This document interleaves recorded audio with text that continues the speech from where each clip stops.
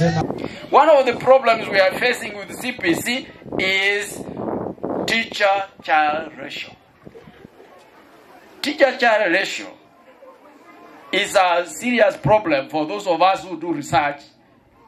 It has come over and over again that if we brought these children here, you saw grade 2, and even PP2, Wongeleku hapa, it is difficult to put them in a line.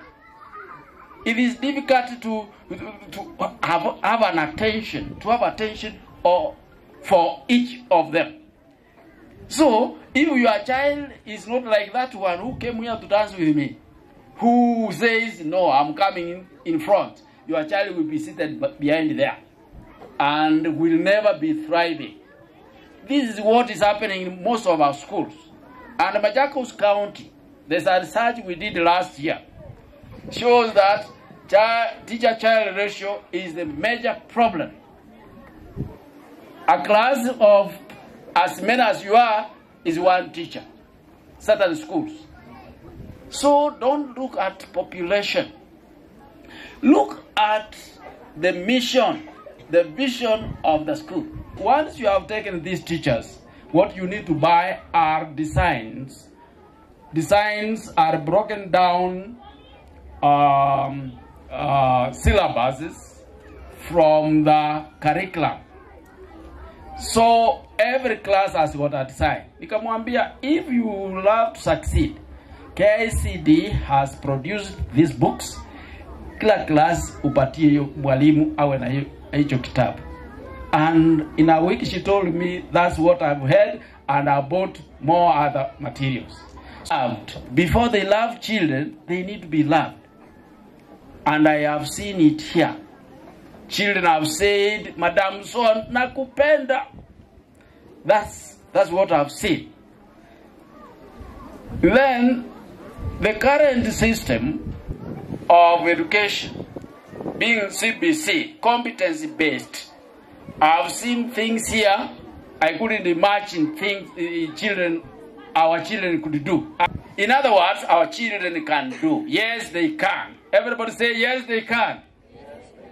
Yes, these children can do it. So, that is about CBC. And Madam has mentioned that unaangalia mtoto tu hivi, unaona huyu anakaa kwa class na anasoma.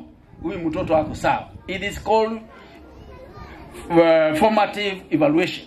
Unaangalia mtoto tu. Kuna yule tulidance na yeye hapa. I have wanted to kae na yeye kwa class nione vile anafanya. Amekuja hapa akasema nyinyi kaa. Wacha mimi ni dance. This I can do. That's what is there. What did your son, what did your child do? Did you appreciate? Did you agree? Did you like what your child did as they were presenting? If you did, then you are very great, because our children grow and develop gradually the way you saw them.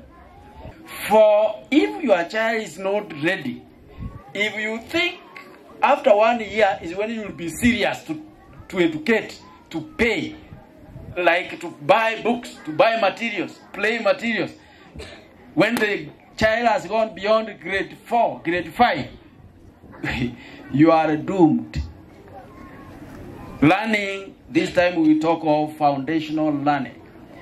The children at PP, actually playgroup, said they can write, they can read. Here, they can write and they can read. I remember when I could write properly and I understand what I've written, it was in class 4. Late investment. You remember, there's a time we used to have tuition, that you are paying for tuition. Why don't you pay here? Why don't you support the school? Why don't you support your child here so that you avoid having extra tuition later on? Because ya Kisoma hapa akave what others cover, he will pass equivalently. So, we are saying it is now or never. Join me by saying it is now or never. CBC is not about just education, but it's about the talents that we are impacting on our children. So we nurture these talents through what we teach them, extracurricular, that those activities that they do outside classroom. So it's very important for you as a parent to continue supporting us, because a teacher will need something that they send the child, they write in the diary book, and they want that item in a particular period by some time, and then you're supposed to provide that. Sometimes it is very expensive to get that item, or even you're not, you do not have time to go look for that item, okay? So what we require from you is dedication. Dedicate yourself to the education of your child.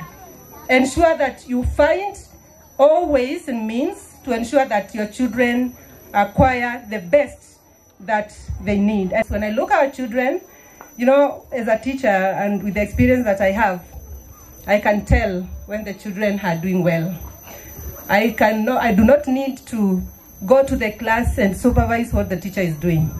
But just looking at the children outside, interacting with them, and even looking at their books, what they are doing, I will tell if they are going back or they are just they are improving.